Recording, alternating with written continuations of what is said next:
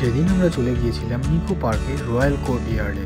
আমরা বেশ অনেকক্ষণ আগেই সেখানে পৌঁছে গেছিলাম, তাই আমি ভাবলাম ভেতরের হলটা গিয়ে একটুখানি ঘুরে আসা যায়। হলের ভেতরের ডেকোরেশনটা কিন্তু ছিল এক কথায় অসম। প্রত্যেকটি জায়গা কিন্তু খুব সুন্দর এবং পরিপাটি করে সাজানো। আর এই ছোট ছোট ঝাড়বাতিগুলোকে দেখো, তবেই ছাদনাতলার ডেকোরেশনটা কিন্তু আমার সব থেকে ভালো লেগেছে। তারপর আমরা স্টেজ রেডি হওয়ার জন্য ওয়েট করছিলাম, আর বউদা এখানে আমার ছবি তুলছিল। তার কিছুক্ষণ পরে শুরু হয়ে যায় সাউন্ড চেক, আর সব মিউজিশিয়ানসরা কিন্তু নিজেদের বাদ্যযন্ত্র নিয়ে সাউন্ড চেক করতে খুবই ব্যস্ত ছিল। আর সেই ফাঁকে আমি একটুখানি পাস্তা খেয়ে নিলাম এবং অবশেষে শো শুরু হয়ে যায়। আজকে প্রায় 12 জন মিউজিশিয়ানস ছিলেন এবং টোটালটাই কিন্তু ছিল ইনস্ট্রুমেন্টাল। আজকে কোনো ভোকালিস্ট ছিল। হলের বাইরেটাও কিন্তু খুব সুন্দরভাবে সাজানো ছিল।